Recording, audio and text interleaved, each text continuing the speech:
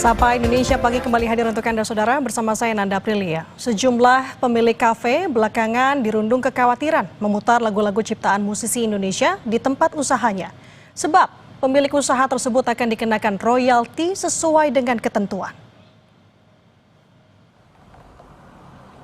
Sejumlah pemilik kafe, restoran, mal, hingga tempat hiburan belakangan dirundung kekhawatiran memutar lagu-lagu ciptaan musisi Indonesia di tempat usahanya. Pasalnya, mereka akan dikenakan royalti sesuai ketentuan.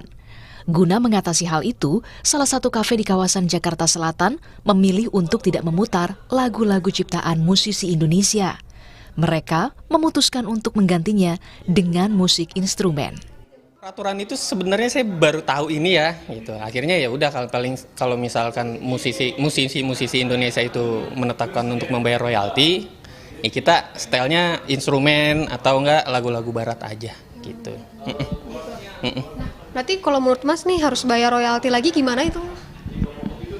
Kayaknya sih nggak pas ya Kak, karena kita di platform itu udah premium gitu. Saya pikir nggak perlu bayar royalti lagi gitu. Itu sih paling. Komisioner Bidang Hukum dan Ligitasi Lembaga Manajemen Kolektif Nasional atau LMKN Marcel Sihaan menyebut, polemik ini dapat diselesaikan dengan diskusi yang berlandaskan pengetahuan. Menurut Marcel, diskusi dapat menjadi salah satu jalan keluar.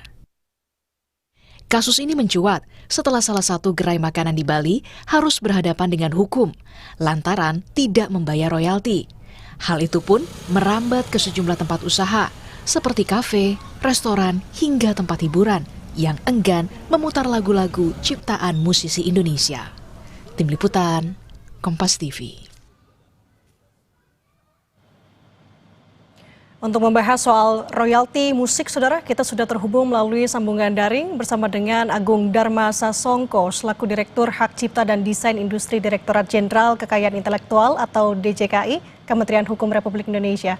Selamat pagi Pak Agung. Selamat pagi, Mbak. Sehat Pak? Sehat, Alhamdulillah. Alhamdulillah.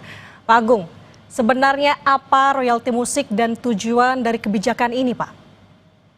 Iya, sebenarnya kalau kita bicara royalti, royalti ini kan memberikan imbalan kepada pencipta atau pemegang hak cipta ya, karena atas pemanfaatan karya lagu atau musik yang digunakan untuk kepentingan komersial. Jadi sebenarnya kalau kita melihat dari ketentuan ini, sebenarnya ketentuan ini sudah sejak lama. Sejak ada Undang-Undang Hak Cipta tahun 82, itu juga sudah diatur bahwa ada penghargaan kepada pencipta atau pemegang hak dan pemilik hak terkait. Ya. Nah, jadi sebenarnya kalau kita melihat di dalam ketentuan undang-undang, ini sudah diatur sejak dulu, gitu ya.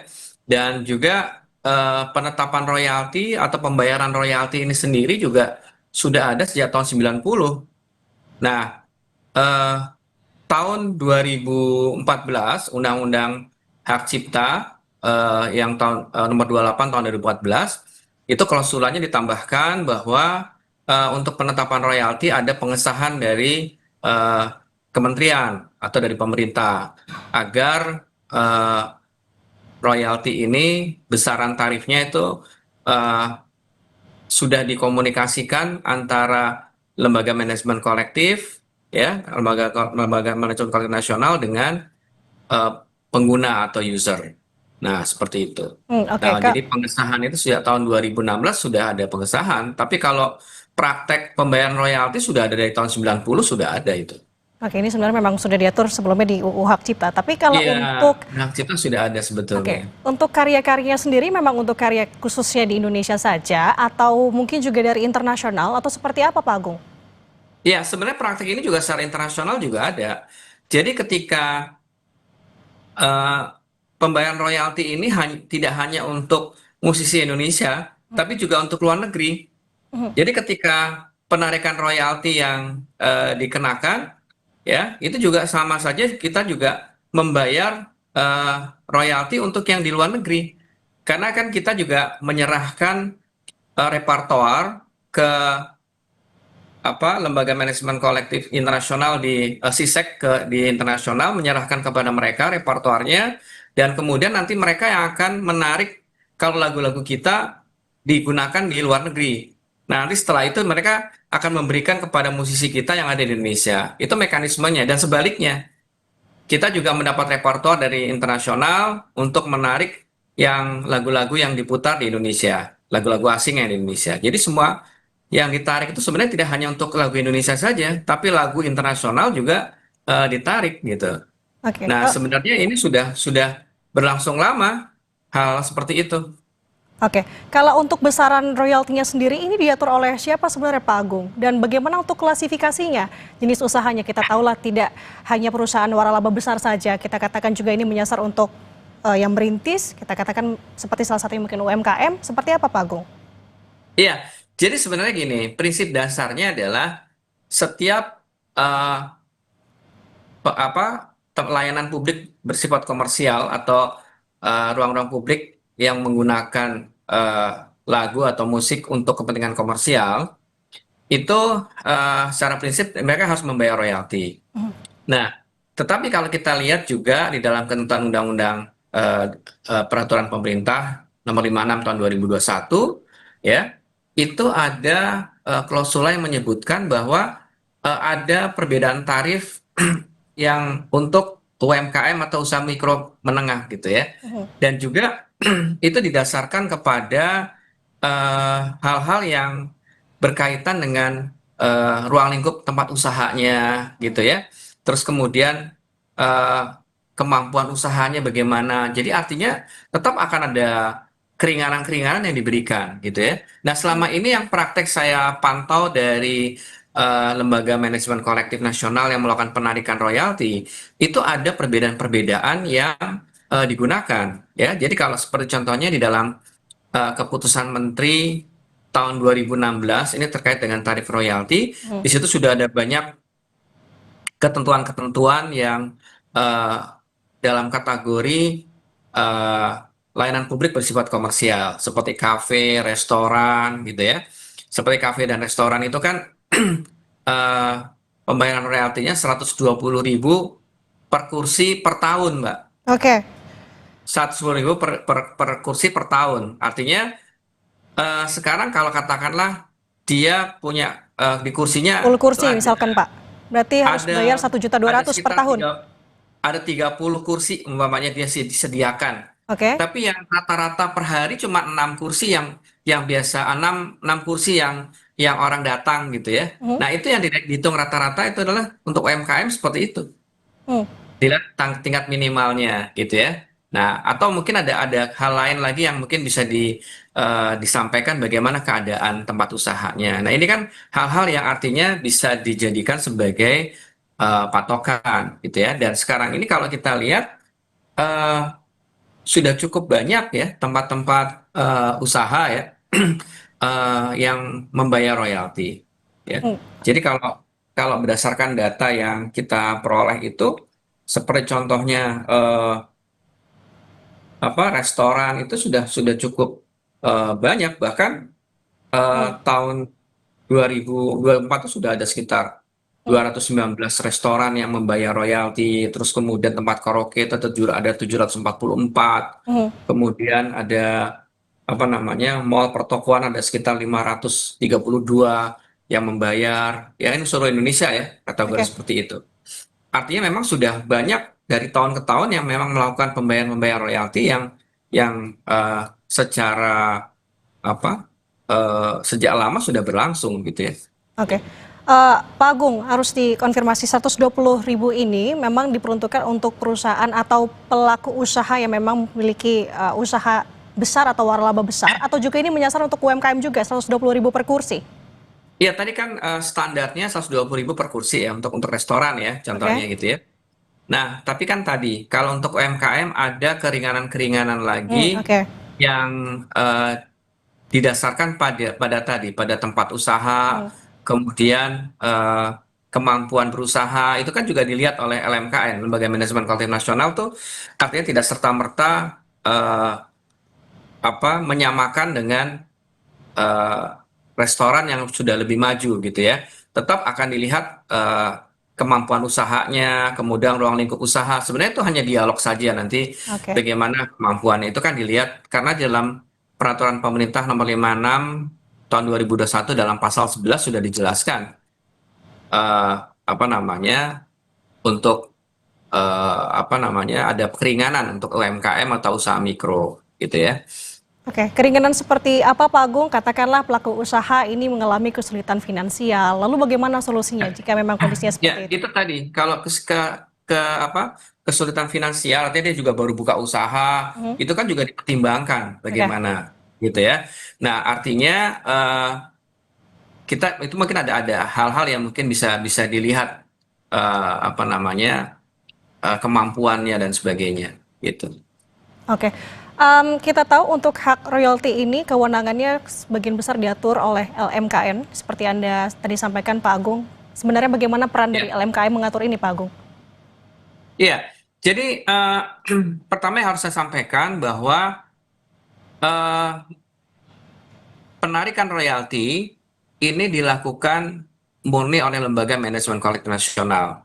Jadi bukan oleh pemerintah. Pemerintah itu hanya melakukan pengawasan terhadap kinerja lembaga manajemen kolektif sebagai lembaga yang melakukan penarikan royalti.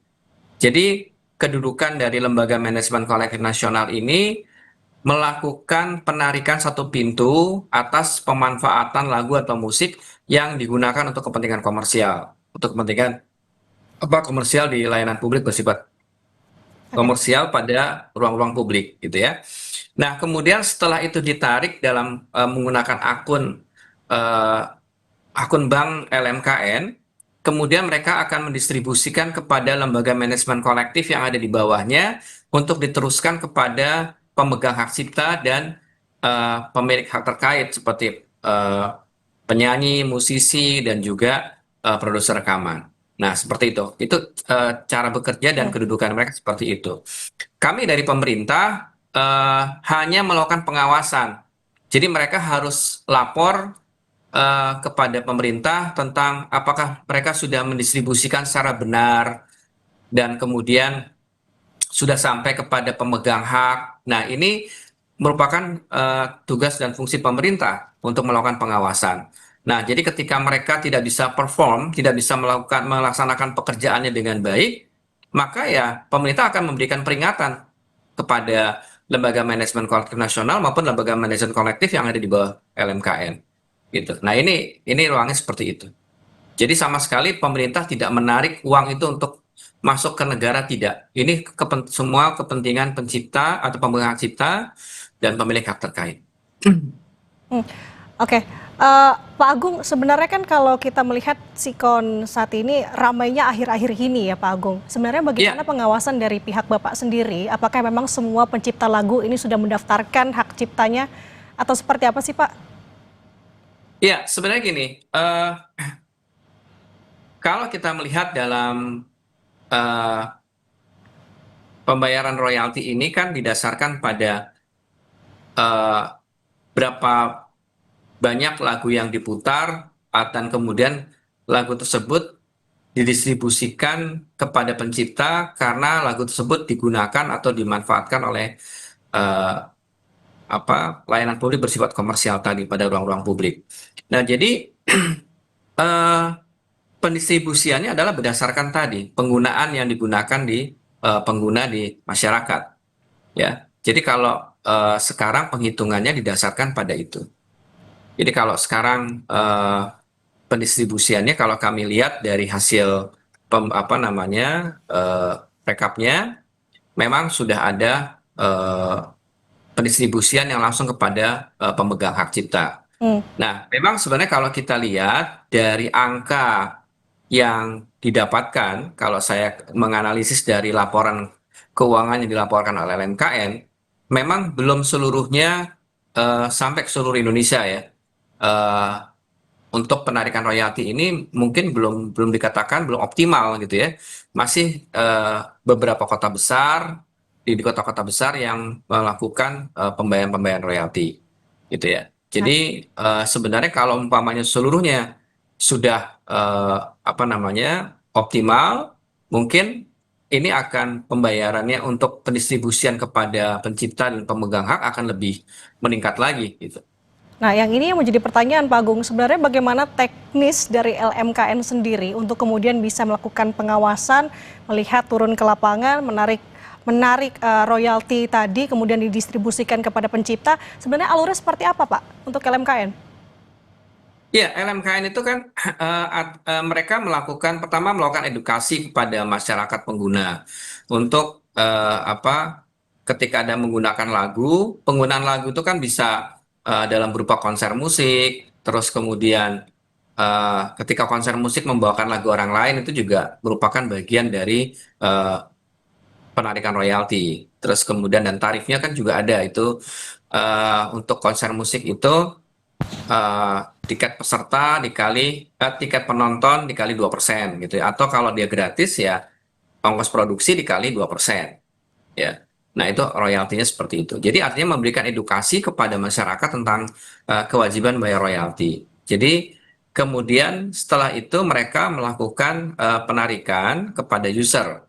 Dan tentunya tarif ini juga bukan serta-merta sepihak dilakukan oleh LMKN, tetapi LMKN dan bersama LMK itu melakukan pertemuan dengan user untuk besaran tarif, berapa sih tarif yang disepakati. Nah, setelah itu disepakati, maka itu akan disahkan sebagai pedoman untuk tarif, gitu.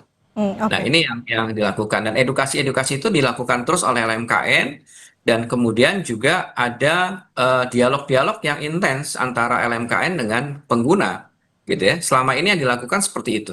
Kalau hasil pantauan kami ya dari pemerintah. Oke, dari pemerintah selaku pengawas sudah berapa data yang dikantongi Pak untuk pihak-pihak mana saja yang sudah patuh ataupun bahkan yang diberikan sanksi terkait dengan royalti musik ini?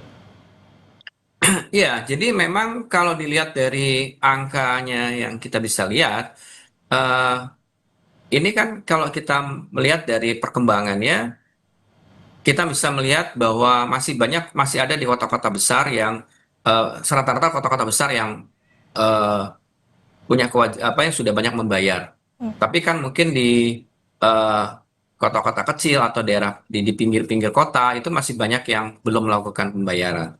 Dan itu juga LMKN juga melakukan edukasi dan kami dari pemerintah juga sebagai pengawas juga memberikan pemahaman juga bahwa hak-hak dari pencipta itu harus dihargai. Ketika kita menggunakan karya orang lain dan kita membayar royalti kan kita memberikan insentif dan memberikan apresiasi kepada para pencipta lagu ya, para pemegang hak cipta, kemudian para penyanyi, musisi ya. Ini kan juga merupakan apresiasi kita kepada mereka. hmm. Kita bisa memberikan apresiasi kepada mereka dalam bentuk tadi royalti tadi. Oke, Pak Agung, sekali lagi sebagai penutup sebenarnya harapan dari adanya Hak Cipta ini, tentunya ini tidak ingin merugikan pencipta lagu dan juga tidak ingin merugikan pelaku usaha. Apa harapannya ke depan, Pak? Ya, sebenarnya begini, Mbak. Ini kalau kita lihat eh, pembayaran royalti ini sudah berlangsung lama, ya. Dan pembayaran royalti ini eh, murni adalah untuk kesejahteraan pencipta atau pemegang hak cipta. Ya, kita bisa melihat sering terdengar berita-berita seorang pencipta atau ahli warisnya di masa tuanya tidak mendapatkan Hmm, apa kondisi yang kondisi yang sangat menguntungkan. memprihatinkan gitu Iya. ya. Dan artinya sebenarnya bahwa dia seorang legend gitu kan. Nah, kalau kita rajin membayar royalti, itu kan sama aja kita memberikan apresiasi kepada mereka untuk kesejahteraan mereka. Nah, ini harus kita pahami bahwa kemudian juga pembayaran royalti oleh eh, pengguna ya ini juga dalam rangka untuk memberikan apresiasi untuk kesejahteraan dari pemegang hak cipta seperti pencipta, musisi dan sebagainya. Nah, jadi kalau bicara apakah ini sampai ya LMKN Lembaga Manajemen Keuangan Nasional sudah memberikan informasi yang seluas-luasnya dan kami juga sudah sampaikan ke mereka untuk tetap lebih terbuka lagi kepada masyarakat sehingga informasi ini bisa dibuka oleh masyarakat bahwa memang benar ini sudah sampai kepada pemegang hak gitu ya. Nah, jadi sebenarnya karena tadi penetapan tarif adalah berdasarkan kesepakatan antara lembaga manajemen kolektif nasional dengan pengguna, kalau user keberatan dengan nilai tarif tadi, ini bisa dikomunikasikan. Oke. Bisa dikomunikasikan. Karena memang tadi di dalam undang-undang sendiri dalam pasal 89 ayat 3 juga sudah disebutkan bahwa ada kelaziman yang berlaku di masyarakat. Oke. Jadi artinya bisa dikomunikasikan bahwa mereka usulannya berapa. Nah, itu silahkan mereka bicarakan dengan hal itu. Oke. Oke, baik Pak Agung, kita sudah mencatat poin yang Anda sampaikan. Sosialisasi keterbukaan dari LMKN terkait dengan hal ini menjadi garis penting. Terima kasih atas waktunya bersama dengan kami di Sapa Indonesia Pagi, Pak Agung Dharma Sasongko. Terima kasih, sehat selalu. Tetap bersama kami di Sapa Indonesia Pagi, Saudara. Seorang pria penumpang pesawat Lion Air JT